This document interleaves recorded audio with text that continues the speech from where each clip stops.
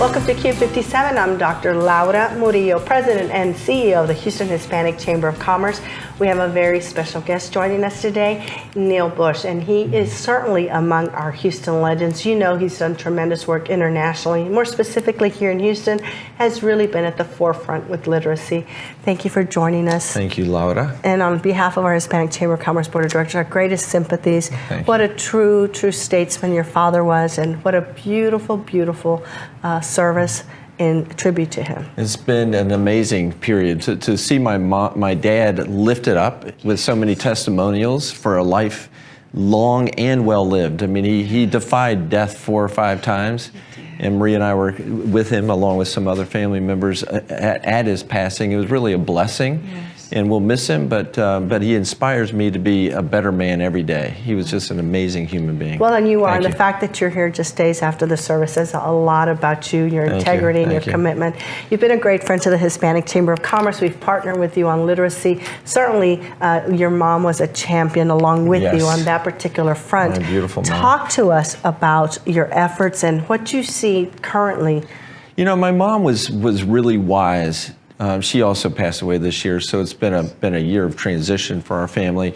Mom understood that if you can't read at an age-appropriate level, then you can't possibly realize your fullest God-given potential. If you can't read in 3rd grade, then you can't read to learn in 4th grade and on and on and on. If you can't read as an adult, you can't possibly realize your fullest potential. So she realized that if we could help everyone, you know, become fluent in reading, and that's not just reading, but it's writing, communications, and those skills, then they would be better off in their lives, and a lot of the problems we see in society would go away. You know, our prisons are loaded with people who can't read, adults that can't read at more than a 3rd grade level, and it's just tragic because everyone has the potential to learn and to read. So we need to double down in this community. The Barbara Bush Houston Literacy Foundation is doing a great job under the leadership of Julie Baker Fink. And so we're really proud of the impact we're making here in Houston. Yeah, well, we know 3rd grade is a very important cutoff point. And so are you seeing a bigger effort toward this? Are we seeing more preschool, pre-K initiatives because so many of the families that we're talking about can't afford those programs? There are some great efforts being made, and I know you're visiting with other guests that are focused on early learning.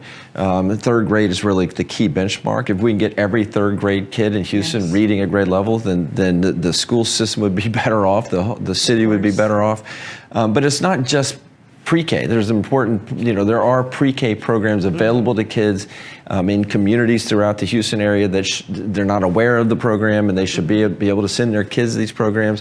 It starts before preschool in daycare centers. We need to lift every daycare center so that it's not just a babysitting environment, but rather an environment for learning and stimulating curiosity and getting kids to think and to hear words and, you know, do exercises that help them grow their brains, which are developing so rapidly at that age. I'm also a huge advocate. I chair the Points of Light organization, a national organization focused on volunteerism. I mean, we at the Barbara Bush Houston Literacy Foundation are big advocates of volunteers helping teachers in classrooms. In my case, I actually tutor a kid, a 1st grade kid, in some school somewhere, I don't know where the teacher selected this kid because he's a low reading level, and he and I once a week have an interaction. I've done it 3 years in a row. We need more volunteers to work through the independent school systems in the Houston area, including HISD, and HISD is welcoming volunteers to go into the classroom and through this program that I use. So if we can get an army of volunteers to work with programs that are already effective in helping lift people's literacy skills, then the community is going to be much better And off. there is that very big need. Studies show that talking to your children in words versus the gibberish that we like to do because they're babies, because you have to unteach that. And so they are really sponges at that time from birth, reading to them, whatever it is, even if it's the back of a cereal box. But we want to emphasize that to folks who are watching, as parents especially, that don't wait for them to get into 1st grade or kindergarten. It's almost too late. Talk to your kids, read to your kids, get your kids loaded up with books in their homes. Too many kids don't have home libraries. The Barbara Bush Houston Literacy Foundation has a program called Read Houston Read, which is helping with tutoring. We have a my home library, which has provided thousands of kids with their first home libraries. We just need to have multiple efforts that help kids with hearing more words, being exposed to more books, developing a love and an interest in reading. And sadly, too many parents aren't really equipped to help their children. There's economic challenges, there's language challenges, there are all kinds of challenges. And so there are interventions that are helping to make parents more aware, that are helping them with, providing the resources and that kind of thing. We just need to double down here in Houston to make Houston a model for literacy and how literacy can impact our society in such a positive way that affects all of us. Very good. And we'll be right back with Neil Bush, Houston legend.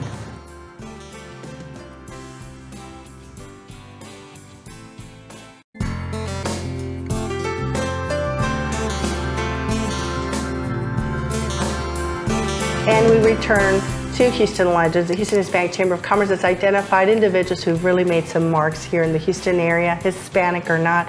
At the end of the day, a great Houston is good for all of us, and one of those individuals is Neil Bush joining us today.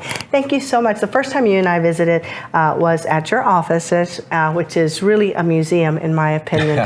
Your travels across the world, in particular your travels to China, the relationships that you've established there. But for folks who may not know Neil Bush, tell them a little bit about yourself. Growing up as one of the Bushes, what was your role? Were you the quiet one, the mischievous one? I was the Mr. Perfect. You were perfect. According to my brothers, they're a little jealous, but they've given me the nickname Mr. Perfect, somewhat sarcastic. Okay. So when my mom would ask, who's going to help with the gardening, I'd always volunteer. Who's going to be the guy to help with the trash? I'd be the guy to help. Who's going to clean the dishes? I'd be the guy to volunteer. All my siblings were kind of sitting back knowing I'd volunteer. Sure, yeah. I feel like I was every family played. needs one of those, right? So I'm clearly not perfect in any respect. I think one of the life-changing moments in my development as a human being was when I was 20 years old. My dad moved to China.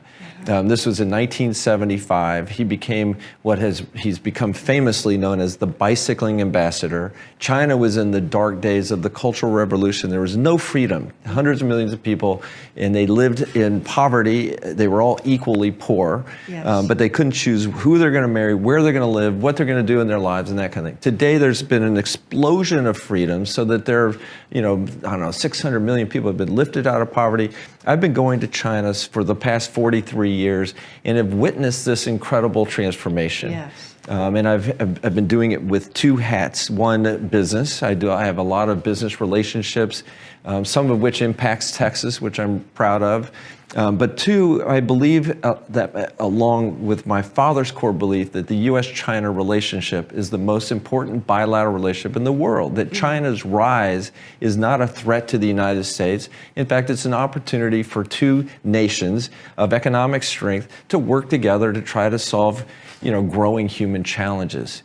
And so I started the George H.W. Bush China-U.S. Relations Foundation. We've got other relationships we're developing, which I'm very excited about. So I'm a big proponent for better understanding, more trust, more collaboration with China.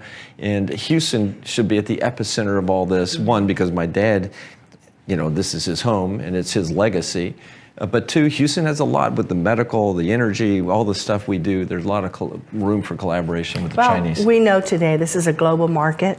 And as you mentioned, key to this is certainly China. Right. The countries involved with NAFTA, with Mexico and Canada, is that we must take advantage of those opportunities. And I don't think any other city is better positioned than Houston is. Right. So thanks for your efforts there. So did you know as a young child growing up in the Bush family that this would be the area that you would be, or what did you think you wanted to do when you were a young child? No idea. No idea. I was just kind of going with, I started as an oil man. Okay. I became a landman for a company called Amoco Production Company. BP bought Amoco. Yes. I learned that trade. I became an independent oil man for a few years. And then I dabbled in education. I started a little education company. I'm more entrepreneurial at heart. And now most of my focus is kind of business development, working with groups to try to help solve their problems in building new things. So we're trying to build a new Texas medical center like complex in the southern part of Beijing, for example, which is very exciting. Last year there were a couple of pretty significant investments that came from Asia into the U.S. that I had a hand in helping with. One was a healthcare thing, one's a food-related thing. So my life is fascinating from a business perspective because I see so many different things. I'm not locked into a boring job at a bank. No offense to people working in banks. No offense to the bankers. But and I try to teach. I've tried to help my kids understand, and I pray every morning that they find something they do every single day they have joy in doing. That they jump out of bed with joy in their hearts. Yeah, and they don't feel like the work they're doing is labor, but rather something joyful. Impactful. And I have a very my life is very, very joyful from family and friends and the work I do and the charitable causes, the Bush family legacies I pursue. I'm the luckiest man on earth. Wonderful. And that I'm matching with you look today at this. makes me even more special. Yes, it is. Yes, it is. It's the holiday so one season. last question regarding holiday season. So I know this has been a particularly tough year for the Bushes, but pre-2018, you show up for family dinner. It's Thanksgiving. It's Christmas. What's the conversation at the table? Do you talk politics? Do you avoid politics? It's a potpourri of stuff. It's mostly a potpourri of family-oriented things. Rarely do we talk politics. So it's more, what have you kids been up to? Where have you been? Yeah, exactly. Mom giving advice, dad talking more? So my mom lived a very long and mindful life. She was the sharpest all the way to the very end. And she kept her sharpness because she was the world's class one gossip. She kept track of everything everybody was doing in the family. I don't know. At our family table, we'd probably just be talking about different family members and friends and things, and to kind of maybe pretty typical, but not politics. Occasionally we have a little too much to drink, and I have contrarian views with some of my brothers, and my mom put a kibosh on any political talk. Very good. Yeah. Well, wishing you a joyous thank you very season, much. and thanks for all you do for Houston and your relationship with the Houston Hispanic Chamber of Commerce. You're the one that should be considered a legend. Well, maybe I'll interview myself on the next segment. I'll do the interview. Yeah, there you go. Okay. I like it. Yeah. On behalf of Q57 and the Houston Hispanic Chamber of Commerce, thanks for joining us here with Houston legend Neil Bush. I'm Dr. Laura Murillo. Happy holidays.